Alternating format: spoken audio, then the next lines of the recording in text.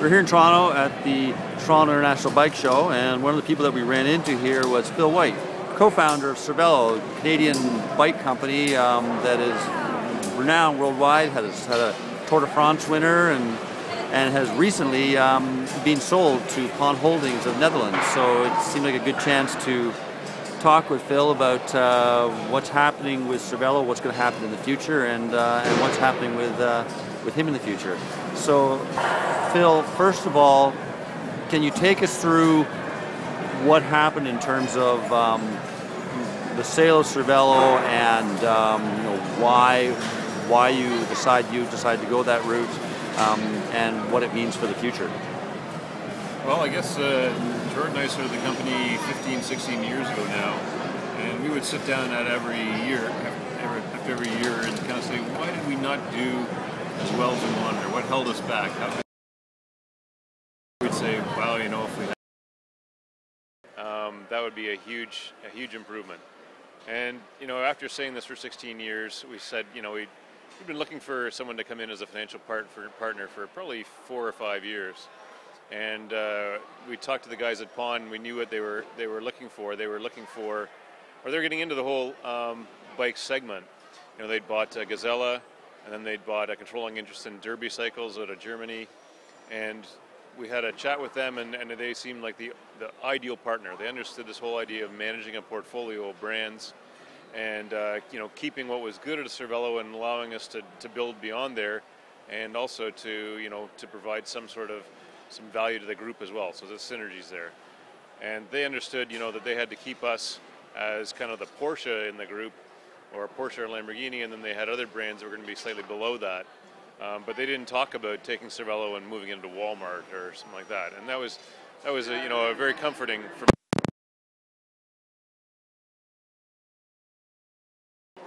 And we said, where did you get this understanding of brand portfolio and how to manage it? And they said, well, we actually do that for Volkswagen. We're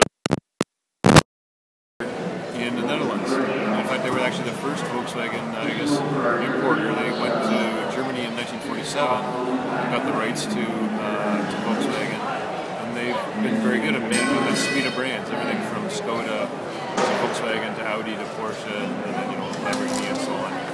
So they understood that. So getting someone that understands your brand and is willing to support it and develop it, that's an ideal, perfect partner. So, going forward, they've bought, I believe, 100% of the company now. That's correct. And so, are you and Gerard going to be staying involved with the company? What is your role going to be with the company, assuming that you do stay with it? We have exactly the same roles as we did before. So one of the conditions, they said the only reason we're discussing this is if you guys stay. So that was one of their key conditions, is that we'd stay.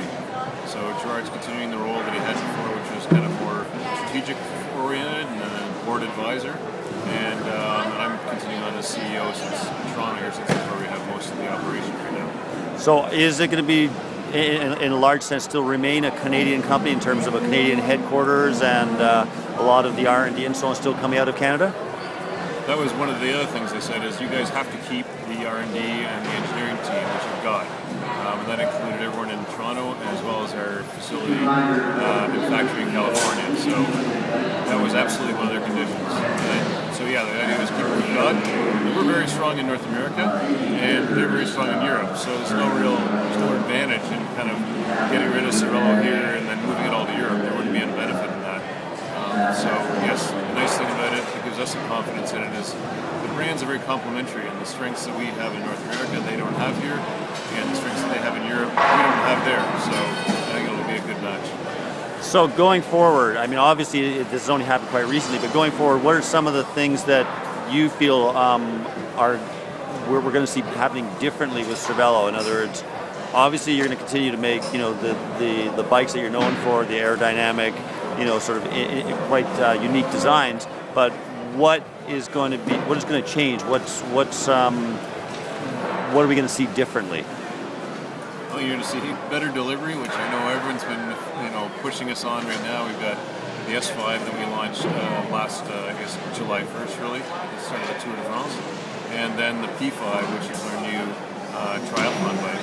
And if we had twice as many of those bikes, we could sell twice as many bikes. The demand is huge. So I think that's the biggest improvement everyone's going to see right away. And other than that, I think they just give us the resources to plan and do things that we might not do or might have been more difficult to do because they've got far greater resources behind them. So I think it'll be better service and better delivery. And I mean, Cervélo's been involved at the highest end of the sport. I mean, winning Olympic medals, winning Tour de France, winning classics. I mean, are we still going to see involvement at that high end of the sport as well?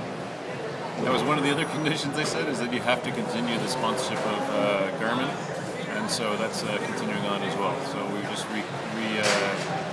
reconfirmed that contract with Garmin going forward, so I think we've got another 3 years on that. Okay, so I mean, overall, it sounds like you're pretty happy that this is sort of ideal for what you were hoping for. Exactly, it's the best deal for the company and the employees and the customers as well. It's, without a doubt, it's exactly what we're looking for. So for you, we were talking a little bit earlier, and you were talking about riding your bike. Does this mean you're going to have more time to ride your bike?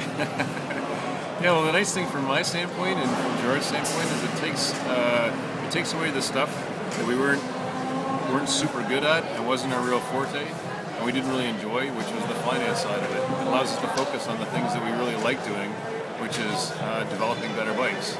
So, taking away a huge chunk of my time that would be normally devoted to finance issues and building the financial structure of the company for the long term, now I can actually hopefully ride more and really focus on that, and as well develop bikes more. So if both of those happen, I'll be the happiest guy ever. Good. Well, thanks very much, and we'll look forward to see how things go. All right, thanks a lot.